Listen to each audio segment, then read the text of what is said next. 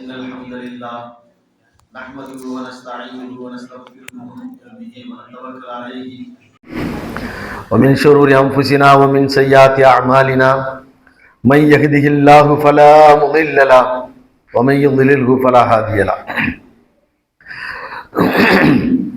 أشهد أن لا إله إلا الله وحده لا شريك له وأشهد أن محمدا عبده ورسوله اللهم صل على محمد وعلى آل محمد كما صليت على إبراهيم وعلى آل إبراهيم إنك حميد مجيد اللهم بارك على محمد وعلى آل محمد كما باركت على إبراهيم وعلى آل إبراهيم إنك حميد مجيد أما بعد فأعوذ بالله من الشيطان الرجيم يا أيها الذين آمنوا اتقوا الله وقولوا قولا سديدا يصلح لكم أعمالكم ويغفر لكم ذنوبكم ومن يطع الله ورسوله فقد فاز فوزا عظيما رب اشرح لي صدري ويسر لي امري واحلل عقدة من لساني يفقهوا قولي. எல்லா புகழும் ஏக இறைவனாகிய வல்ல ரஹ்மான் அல்லாஹ் ஒருவனுக்கே. நபிகள் ஸல்லல்லாஹு அலைஹி வஸல்லம் அவர்கள் மீதும் அவர்களின் வாழ்வை பின்பற்றி வாழ்ந்த சத்திய சஹாபாக்கள் நல்லவர்கள் நாதாக்கள், குறிப்பாக இந்த புனிதமிக்க ரமலானுடைய காலங்களில் பகலில் நோன்பு நோற்று இரவிலே அல்லாஹுவை நினைத்து வணக்கத்தில் ஈடுபட்டிருக்கக்கூடிய அனைத்து நன்மக்களின் மீதும் அல்லாஹுடைய அன்பும் அருளும் சாந்தியும் சமாதானம் என்றென்றும் நின்றும் நிலவட்டுமாக என்ற துவா செய்தவனாக இந்த ரமலானுடைய தொடர் உரையில் இஸ்லாத்தின் அடிப்படை கொள்கை என்ற தலைப்பில் நாலாவதாக இருக்கக்கூடிய நபிமார்களே ஈமான் கொள்வது. ஆமன்து பில்லாஹி மலாயிகத்தி வ குதுபிஹி வ ருசுலி. அப்ப தூதர்களை ஈமான் கொள்வது எப்படி என்ற அந்த விளக்கங்களை ஒவ்வொன்றா பார்த்து வருகின்றோம். ஆறாவதாக நாம் பார்க்க போவது நபிமார்களுக்கு மத்தியில் எந்த விதமான ஏற்றத்தாழ்வையும் நாம் வழங்கிவிடக்கூடாது. இந்த நபியை விட அந்த நபி உயர்ந்தவர், அவரை விட இவர் உயர்ந்தவர் என்று நாம் என்ன செய்யக்கூடாது, சொல்லக்கூடாது. அல்லாஹ் இதை அல் குர்ஆனிலே சொல்லும் பொழுது 2:285 சொல்கின்றான். ஆமன ரசூல் பிமா உன்சில இலைஹி மிர் ரப்பிஹி வல் முஃமினூன் குல்லுன் ஆமன பில்லாஹி மலாயிகத்திஹி வ குதுபிஹி வ ருசுலிஹி லா நுஃபர்ரிகு பைன அஹதின் மிர் ருசுலிஹி.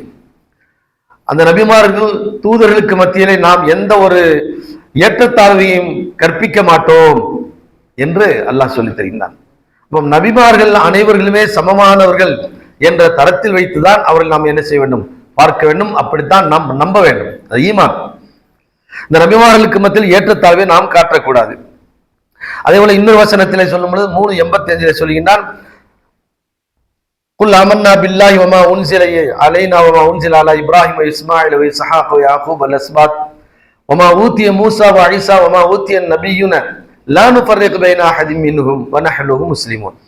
அந்த நபிமார்களுக்கு மத்தியில் நாம எந்த விதமான ஏற்றத்தாழ்வையும் கற்பிக்க மாட்டோம், நாங்கள் முஸ்லிம்கள் என்று சொல்வார்கள் என்பதாக அல்லாஹ் தன்னுடைய அருள்மறையை சொல்லித் தருகின்றான்.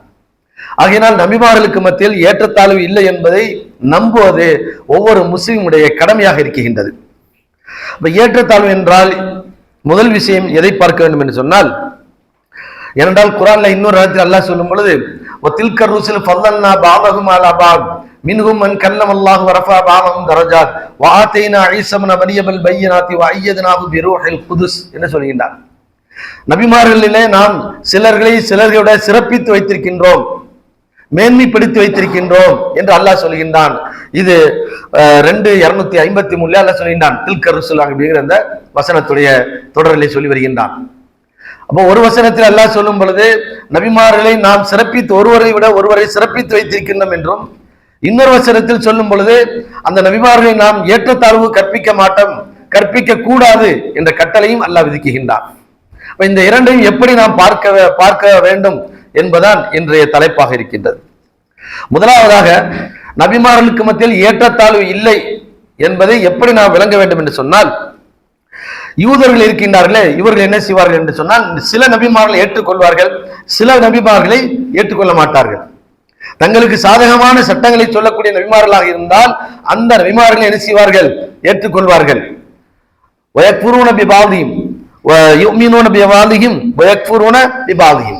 அவர்கள் சிலர்களை ஏற்றுக்கொள்வார்கள், நம்புவார்கள், சிலர்களை மறுத்து விடுவார்கள், ஏன் சிலர்களை கொலையும் செய்து விடுவார்கள்.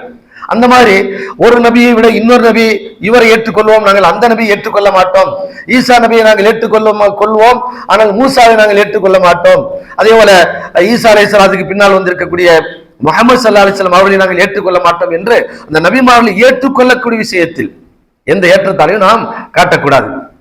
அனைத்து நபிமார்களும் இறைவனால் அனுப்பப்பட்ட நபிமார்கள் என்று குர்ஆனில் எது சொல்லப்பட்டிருக்கின்றதோ, இன்னும் ஹதீஸில் சொல்லப்பட்டிருக்கின்றதோ, அந்த நபிமார்களை முழுமையாக நாங்கள் ஏற்றுக்கொண்டோம் என்று ஈமான் கொள்வது கடமையாக இருக்கின்றது. இதுதான் அந்த ஏற்றத்தாழ்வை காட்டக்கூடாது. ஈமான் கொள்ளும் விஷயத்தில் ஒரு நபி காஃபிர் என்று அதாவது மறுத்துவிட்டு இன்னொரு நபி என்ன செய்வது, ஈமான் கொள்வது, இந்த மாதிரியான ஏற்றத்தாழ்வை காட்டக்கூடாது. அடுத்ததாக ஒரு நபி சிறந்த முறையில் அவர் சேவை செய்தார், அந்த இடத்துல சேவை செய்தார், அதைவிட சிறந்த சேவையை இந்த நபி இருந்ததால் செய்திருப்பார்கள் அப்படி சில பேருக்கு சொல்லுவாங்க.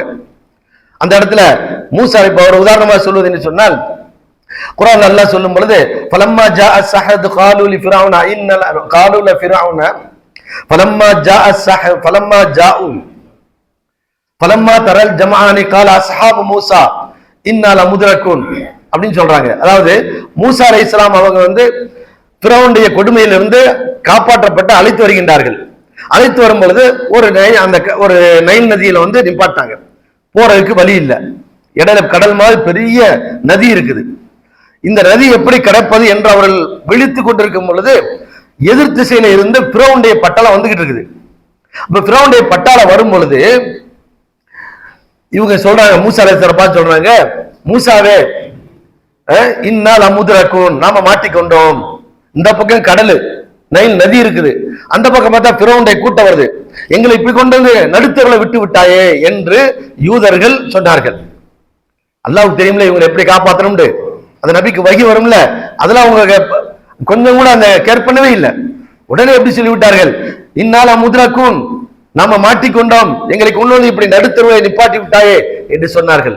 அப்பொழுது மூசா அலைஹிஸ்ஸலாம் சொன்னாங்க, கால கல்லா பல் கால கல்லா இன்ன மஇ ரப்பி சயஹ்தீன், என் இறைவன் என்னோடு இருக்கின்றான், அவன் எனக்கு நேர்வழி காட்டுவான் அப்படின்னு சொல்றாங்க.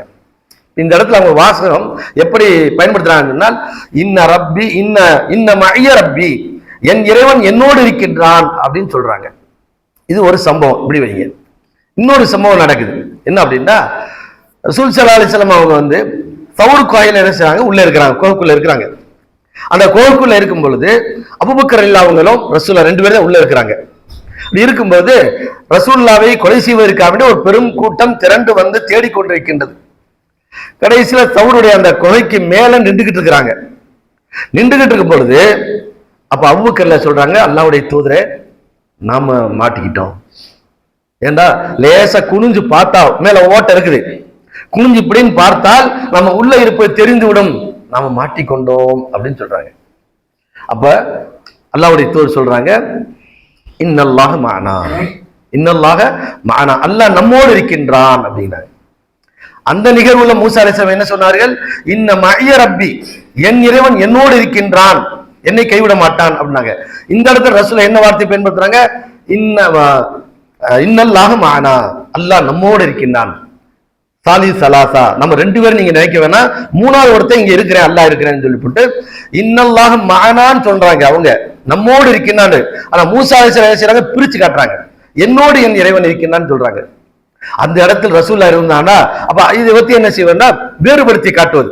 அதே நேரத்தில் ரசூல்லா பாத்தீங்கன்னா எவ்வளவு அந்த இறைவன் மீது நம்பிக்கை வைத்திருந்தார்கள். ஆனால் மூசா அலைஹிஸ்ஸலாம் என்ன வார்த்தை சொன்னார்கள், என்னோடு என் இறைவன் இருக்கின்றான்னு சொன்னார்கள். இந்த மாதிரியான ஏற்றத்தாழ்வை அங்கு ஏன் அந்த வார்த்தையை மூசா அலைஹிஸ்ஸலாம் சொன்னார்கள் என்பதற்கும், இங்கேயே ரசூல் ஸல்லல்லாஹு அலைஹி வஸல்லம் இந்த வார்த்தையை சொன்னார்கள் என்பதற்கும் தன்னிச்சையாக அவர்கள் சொல்லவே மாட்டார்கள். ஏன்னா நபிமார்கள் அவங்க சுயமாக இந்த வார்த்தையும் பயன்படுத்த மாட்டாங்க. அங்கு அவர்கள் பயன்படுத்தி இருக்கிறார்கள் சொன்னால் அந்த வார்த்தை குர்ஆன்ல அல்லாஹ் பதிவு பண்ணுகின்றான் சொன்னால் அது வஹீயின் அடிப்படையில் தான் சொல்வார்கள். இன்ன மஇய ரப்பி, என் இறைவன் என்னோடு இருக்கிறான் என்று சொல்லுவாங்க. அந்த வசனத்தை ஆரம்பத்தில் அப்படிதான் வரும். فَأَوْحَيْنَا إِلَى مُوسَى أَنْ أَسْرِ بِعِبَادِي فَاضْرِبْ لَهُمْ طَرِيقًا فِي الْبَحْرِ يَبَسًا لَا تَخَافُ دَرَكًا وَلَا تَخْشَى. அந்த வசனத்தை தொடரலையே நாம அவருக்கு வஹி அனுப்பித்தோம், வஹியை கொடுத்தோம், அவர் அப்படி பேசுறாரு. அப்ப எப்படி அல்லாஹ் பேச வைக்கின்றான், எப்படி பேச வைக்கின்றான், மூசா அலைஹிஸ்ஸலாத்தை இன்ன மஇய ரப்பி, இறைவன் என்னோடு இருக்கிறான் என்று நீ சொல்லு அந்த மக்கள்கிட்ட. ரசூலுல்லாஹ்வை பேச வைக்கிறான். அதுக்கு குர்ஆன்ல அல்லாஹ் பதிவு பண்ணுகின்றான், இன்னல்லாஹு மஅனா சாலி ஸலாஸா. நாம ரெண்டு பேரும் நீங்க நினைக்காதீங்க. இது குர்ஆன்ல அல்லாஹ் என்ன செய்கின்றான், சூரா ஆராஃப் என்று நினைக்கிறேன் அல்லது அன்பால் அந்த வசனத்துடைய இது வருகின்றது. ஆக இது குர்ஆனுடைய வசனங்களாக இருக்கின்றது. இந்த வசனத்தை கொண்டு நபிமார்கள் இந்த இடத்துல அவர் இருந்திருந்தால் இப்படி சேவை செய்திருப்பார், இவர் இருந்தால் இந்த மாதிரி பயன்படுத்தியிருப்பார். இந்த இடத்துல இப்ப நூஹ் அலைஹிஸ்ஸலாம் 950 ஆண்டுகள் என்ன செய்தார்கள், மக்களுக்கு மத்தியில் சேவை செய்தார்கள். ஆனா அந்த மக்களை எப்படி அழைப்பது என்பது அவர்களுக்கு தெரியாம அல்லாஹ் என்ன செய்யறாங்க, முறையிடுறாங்க. பகல்ல அழைக்கிறேன், இரவுல அழைக்கிறேன், தனியாக கூப்பிடுறேன், ரகசியமாக கூப்பிடுறேன், மக்களுக்கு மத்தியில் போய் அழைப்பு விடுக்கின்றேன், ஆனால் என் பேச்சுக்களை அவர்கள் கேட்கவே இல்லையே என்று என்ன செய்கின்றார், அல்லாஹ்விடத்தை தங்களுடைய ஆதங்கத்தை கொட்டி தீர்க்கின்றார்கள். இதே நேரத்தில் ரசூலா வந்தார், சொல்லுவாங்கல்ல, ரசூலா பார்த்த உடனே ஈமான் கொண்டுருவாங்க அப்படின்ட்டு. அபூஜஹல் தான் பார்த்து எங்க ஈமான் கொண்டேன், உமர் பார்த்தோன்னே ஈமான் கொண்டார். பார்த்தோன்னே கண்டாரு, வாழை எடுத்துட்டு வெற்றக்கு வந்தாரு, அல்லாஹ்வுடைய இதயத்தை என்ன செய்ய மாத்தி விடுறான். ஆனால் அபூஜஹல் கடைசி வரைக்கும் ஈமான் கொள்ள. ஏன், அவருடைய குடும்பத்தில் பிறந்த அபூ லஹப் இஸ்லாத்தை ஏற்றுக்கொள்ளவில்லை. அவருக்கு பாதுகாப்பா இருந்த அபூ தாலிபு கூடவே இருந்தார்கள். இவங்க கவிதை பாட்டு பாடுவாங்க, எம்பெருமானை பார்த்து விட்டால் உடனே இதயம் பிரகாசமாகிவிடும், இஸ்லாத்தை ஏற்றுக்கொள்வார் என்று கூடவே இருந்தாங்க. யாரு, அபூ தாலிப். கடைசி வரைக்கும் என்ன செய்யல, அவர் இஸ்லாத்தை ஏற்றுக்கொள்ளவே இல்லை. ஆகையினால் யாருக்கு அல்லாஹ் ஹிதாயத்தை கொடுக்க வேண்டும் என்று நாடுகின்றானோ அவருக்கு அல்லாஹ் என்ன செய்வான், ஹிதாயத்தை கொடுப்பான். ஆக நபிமார்கள் இந்த இடத்தில் இந்த நபி இருந்தால் சிறப்பாக சேவையாற்றி இருப்பார்கள், இந்த இடத்தில் இந்த நபி இருந்தால் சிறப்பாக சேவையாற்றி இருப்பார் என்று நபிமார்களுக்கு மத்தியில் நம்ம என்ன செய்யக்கூடாது, பிரித்து காட்டக்கூடாது. இதுதான் கருத்தம். அதே போன்று இந்த நபிமார்கள் அனைவர்களுமே சாதிகீன்கள், உண்மையாளர்கள். அனைத்து நபிமார்களுமே ஹிதாயத்து பெற்றவர்கள், நேர்வழி அடைந்தவர்கள். யாரும் என்ன இல்ல, இந்த நபி ஹிதாயத்துல கொஞ்சம் முன்னாடி இருந்தாரு, இந்த நபி நேர்வழியில கொஞ்சம் பின்னாடி இருந்தார் என்று நாம் என்ன செய்யக்கூடாது, பிரிவினை காட்டக்கூடாது. அதே போன்று சத்தியத்தின் பக்கம் அழைக்கும் பொழுது, அந்த மக்களை அழைக்கும் பொழுது அவர்களுக்கு ஏற்பட்ட அந்த சிரமங்கள் இருக்குல்ல, அந்த சிரமத்தை எல்லா நபிமார்களுமே அனுபவித்திருக்கிறார்கள். இதுல யாரும் கூடுதல் குறைச்சாலும் சொல்ல முடியாது. நூஹ் அலைஹிஸ்ஸலாம் என்ன செய்தார்கள், சமுதாயத்துக்கு எதிராக துஆ செய்தார்கள். ரப்பி லா ததர்னி ஃபர்தன் வ அன்த கைரு ரப்பி லா ததர்ஹும், இறைவா இவர்களை விட்டு விடாதே. யாரு, நூஹ் அலைஹிஸ்ஸலாம் கேட்கிறாங்க, அல்லாஹ்ட்ட சொல்றாங்க, இறைவா இந்த சமுதாயத்தை விட்டு விடாதே, இவர்கள் பெற்றெடுக்கக்கூடிய குழந்தை கூட எப்படி இருக்கும், இல்லா ஃபாஜிரன் கஃபாரா, எல்லாமே காஃபிர்களாக தான் பிறப்பானுங்க அப்படின்னு நூஹ் அலைஹிஸ்ஸலாம் என்ன செய்றாங்க, கேட்டாங்க. சரி, அது மாதிரி ரசூல் ஸல்லல்லாஹு அலைஹி வஸல்லம் அந்த இடத்துல இருந்ததுன்னா அப்படி இந்த சமுதாயத்தை கேட்டுக்க மாட்டாங்க, அப்படி கேட்க மாட்டார்கள். நம்ம ரசூலா வந்தா சமுதாயத்தின் உம்மத்தின் மீது அவ்வளவு கவலை கொண்டார்கள். அந்த அளவுக்கு அவங்க என்ன செஞ்சிருக்காங்க, இந்த உம்மத்தின் மீது அதிகமாக நேச வைத்திருந்தார்கள். ஆகையால் இந்த சமுதாயத்துக்கு எதிராக ரசூல் ஸல்லல்லாஹு அலைஹி வஸல்லம் துஆ செய்திருக்க மாட்டார்கள் என்று சொல்கின்றோம். அதே ரசூல் ஸல்லல்லாஹு அலைஹி வஸல்லம் மக்காவில் கொண்டு வந்து ஒட்டக குடலை போடும் பொழுது அந்த வேதனை தாங்க முடியாமல் அவர் என்ன வார்த்தை பயன்படுத்தினார்கள், யா அல்லாஹ் இந்த அபூஜஹலை நீ பார்த்துக்க. அங்க நூஹ் அலைஹிஸ்ஸலாம் கேட்டாங்க, கொடுமை தாங்க முடியாமல் கடைசி அவங்க கேட்டாங்க. இங்க ரசூலா கேட்கிறாங்க, யா அல்லாஹ் இந்த அபூஜஹலை நீ பார்த்துக்கொள். ஏன்னா அவங்க ரொம்ப சிறுபான்மையா தானே இருந்தாங்க, விரல் விட்டு எண்ணக்கூடியவர் தான் இஸ்லாத்துக்கு வந்திருந்தாங்க. இந்த உத்துபாவை நீ பார்த்துக்கொள், இந்த ஷைபாவை நீ பார்த்துக்கொள், இந்த வலிதை நீ பார்த்துக்கொள் என்று ஒரு 22 பேர்களை பெயர் சொல்லி சொன்னார்கள். பெயர் சொல்லி அவருக்கு என்ன செய்தார்கள், அல்லாஹ் உன்னிடத்தில் இவரை ஒப்படைக்கின்றேன். அதே மாதிரி அந்த 22 பேருமே பத்ர் களத்துல என்ன செய்யறாங்க, எல்லாரும் கொலை செய்யப்பட்டார்கள். எல்லாரும் கொலை செய்யப்பட்டார்கள். இங்க கேட்ட துவா 10 வருஷத்துக்கு முன்னாடி பலிக்குது. நம்ம நினைக்கிற துவா கேட்டா உடனே பலிக்குது. ரசூல்லா துவா கேட்டு கூட எப்போதும் பலிக்குது. உடனே அல்லாஹ் பிடிக்கல, அபூஜஹலை உடனே பிடிக்கல. 10 ஆண்டுகள் கழித்து மதீனாவுக்கு வந்த பின்னாடி பத்ர் போர் நடக்குது. அந்த பத்ர் போர்ல தான் இவர்கள் எல்லாமே கொலை செய்யப்படுகின்றார்கள். அதுதான் அவங்க அல்லாஹ் அந்த குர்ஆன்ல அந்த வசனத்தை, அந்த சம்பவத்தை அப்படி பதிவு செய்யறான். கால அல்லாஹ்வுடைய தூதர் போய் கேட்கறாங்க, இந்த ஜனாசாக்கள் எல்லாம் போட்டு வச்சிருக்காங்க, அபூஜஹல், உத்பா, ஷைபா போன்ற எல்லோரும் ஜனாசாவை ஒரு கிணத்துல போட்டுட்டு, கால ஹல் வஜத்து மாவாதரப்புக்கும் ஹக்கா, உங்களுக்கு இறைவன் வாக்களித்தை நீங்கள் பெற்றுக் கொண்டீர்களா?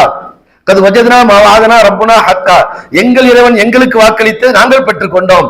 அந்த ஆதங்கத்தை எப்படி வெளிப்படுத்துறாங்க, எங்களுக்கு எதிராக எவ்வளவு நீங்க கொடுமை பண்ணீங்க மக்காவில, அந்த கொடுமைக்கு நரகம்தான் உங்களுக்கு வாக்கு என்று அன்றைக்கு நான் சொன்னேனே, இப்போது நீங்கள் அதை பெற்றுக் கொண்டீர்களா?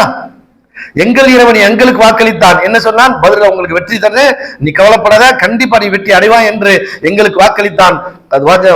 வஜதனா ரப்புனா ஹக்காய், நாங்கள் நாங்க என்ன செய்ய வெற்றியை பெற்றுக்கொண்டோம், எங்கள் இறைவன் எங்களுக்கு கொடுத்த வாக்கை நாங்கள் பெற்றுக்கொண்டோம். அப்ப எல்லா நபிமார்களுமே அந்த ஆதங்கத்தை சில நேரங்களில் வெளிப்படுத்தது செய்வாங்க. ஏன்னா கொடுமையுடைய உச்சகட்டம். ஆகையினால் அனைத்து நபிமார்களுமே அந்த சமுதாயத்திடத்தில் அதிகமாக கொடுமைகளை அனுபவித்திருக்கின்றார்கள். யாரும் ஒரு நபி கம்மியா இருக்கிறார், இன்னொரு நபி, இன்னும் சில நபிமார்கள் என்ன செய்திருக்கிறார் என்று சொன்னால் ரம்பத்தால் அறுத்திருக்கின்றார்கள். அம் ஹஸிப்தும் ததுகுல் ஜன்னத வலம்மா யஅதிகும் மஸலுல் லதீன ஹலவ் மின் கப்லிக்கும் மஸ்ஸத்துஹுல் பஅஸா வல் ضرா வஸுல்ஸிலு ஹத்தா யகூல ரசூலு வல்லதீன ஆமனு மஅஹு மதா நஸ்ருல்லாஹ்.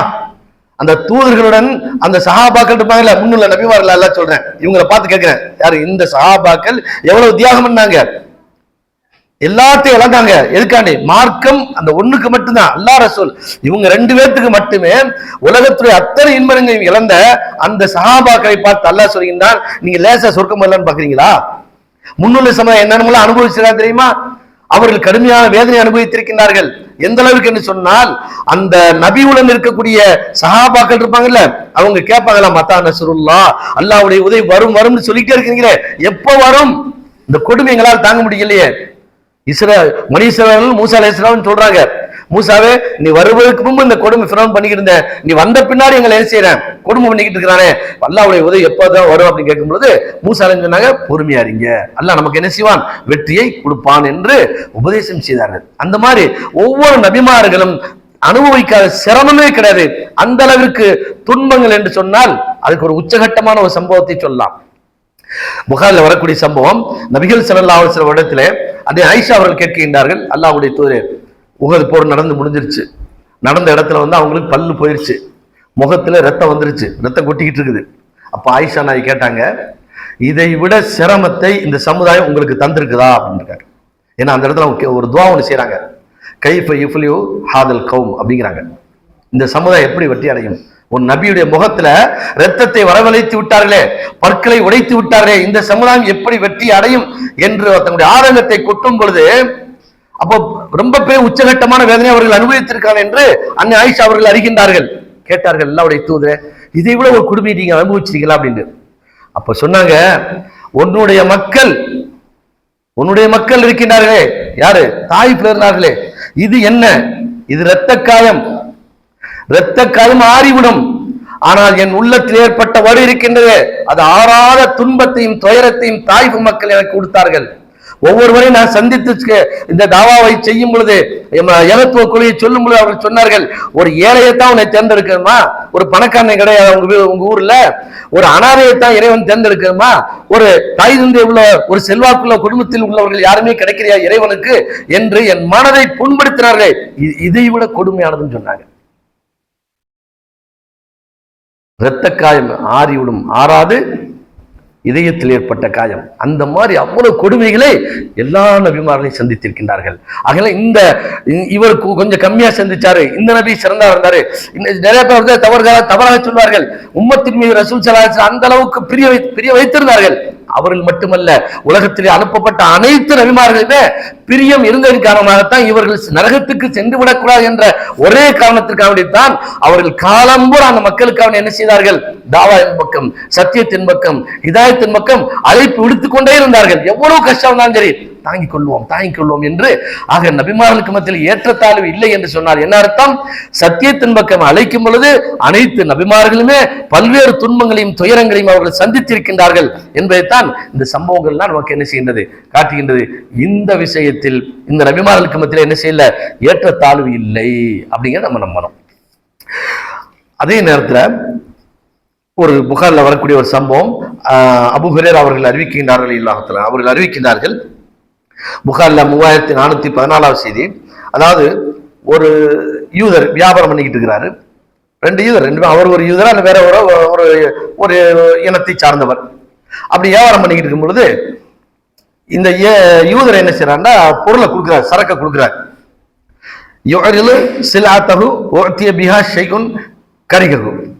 அதாவது ஒரு பொருள் அவர் கொடுக்குறாரு, அன்னைக்கு பண்டமாற்ற பொருள் தானே, காசு பணத்தை கொடுத்து பொருளை வாங்குறது இல்லை, பண்டமாற்றம் செய்யறதுதான். அப்ப இவங்க என்ன செய்யறாங்க, ஒரு பொருளை கொடுக்குறாரு இந்த யூதர், அதற்கு பகரமாக அதை விட ரொம்ப அதாவது மதிப்பில்லாத ஒரு பொருளை அவர் கொடுக்கிறார். கொடுக்கும் பொழுது இவரை வெறுக்கிறாரு.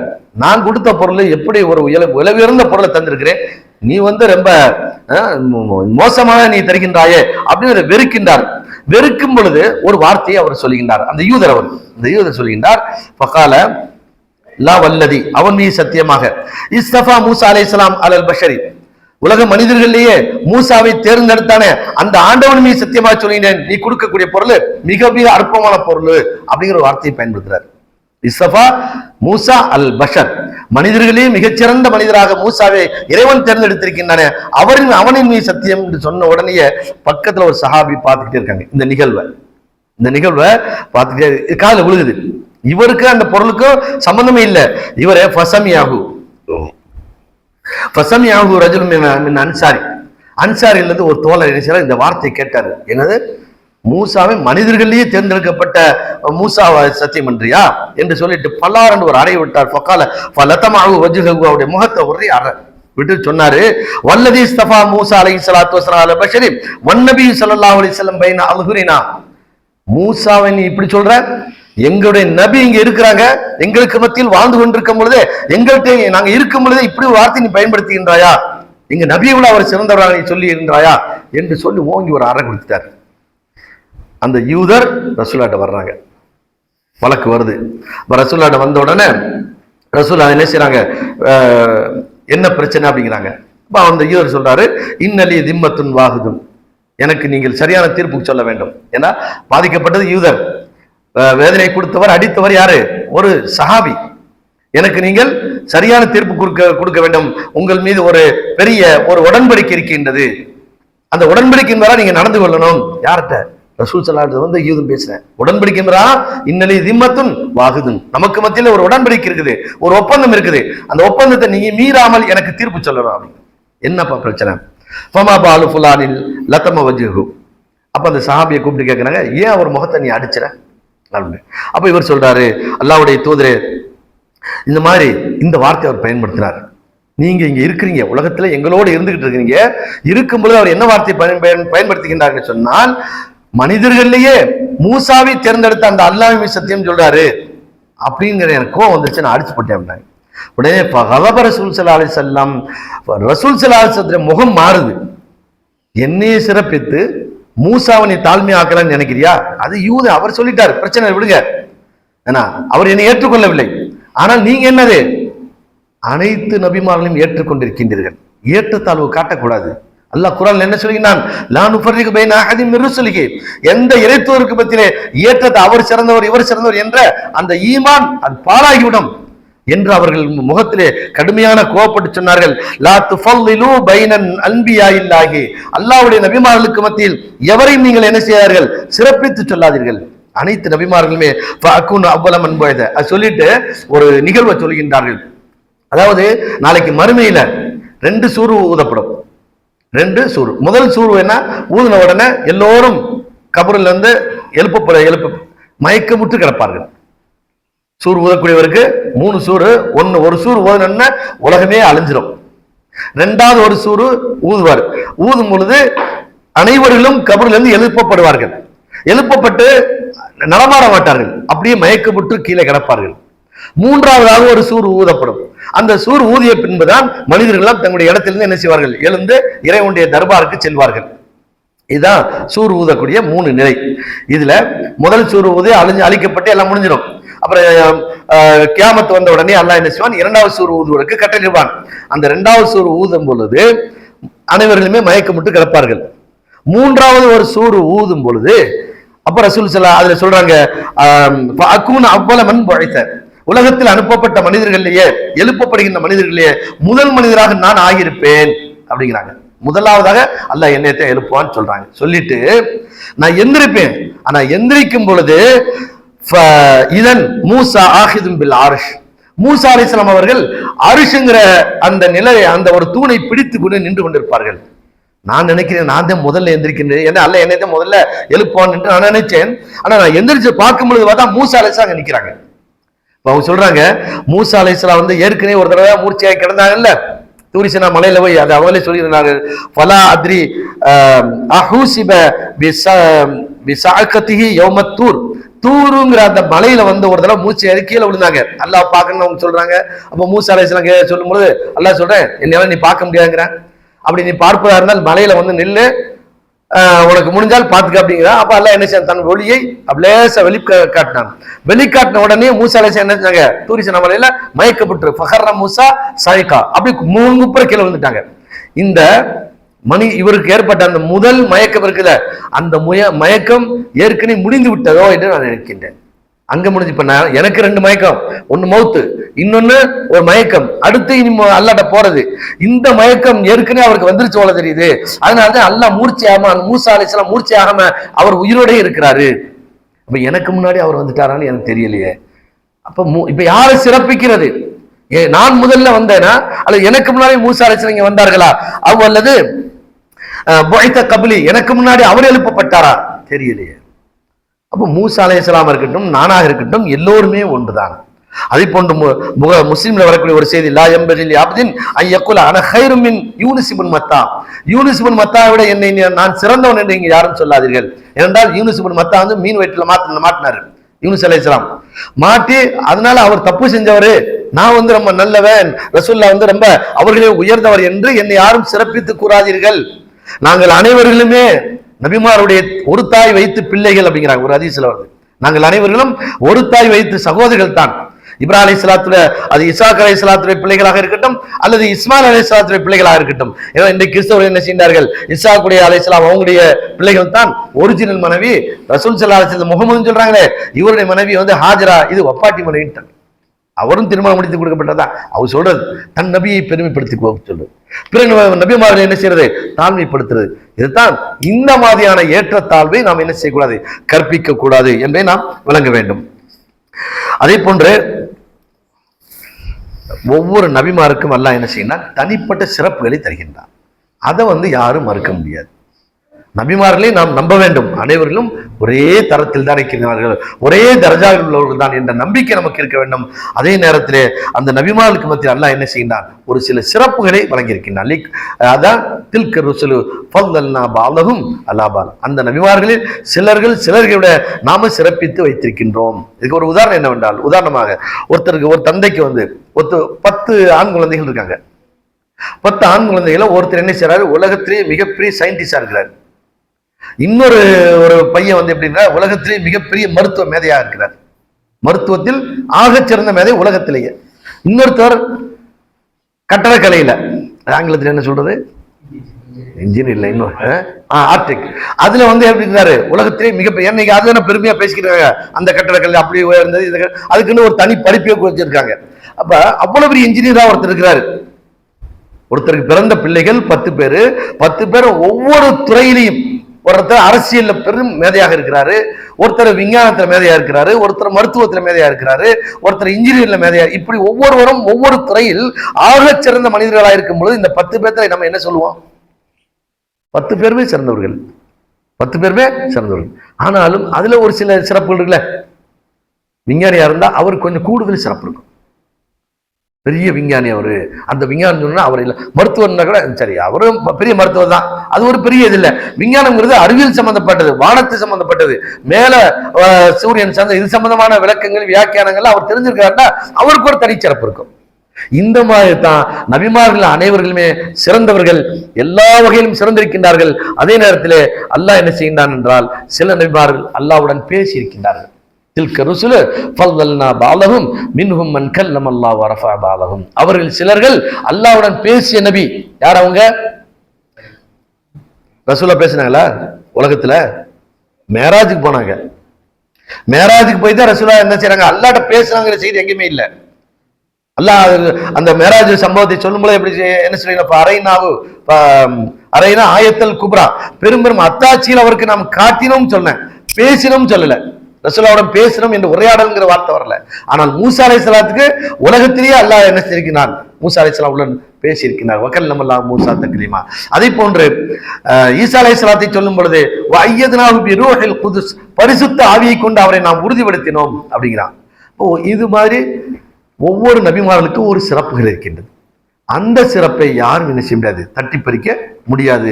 அது அல்லாஹும் அல்லாவுடைய ஏற்பாடு. அந்த ஏற்பாட்டை நாம் என்ன செய்யக்கூடாது, போய் கை வைக்கக்கூடாது. இன்ஷா அல்லாஹ் இது சம்பந்தமாக எந்தெந்த நபிமார்களுக்கு என்னென்ன சிறப்புகளை அல்லாஹ் வழங்கியிருக்கின்றான் என்பதை நாளை இன்ஷா அல்லாஹ் பார்ப்போம்.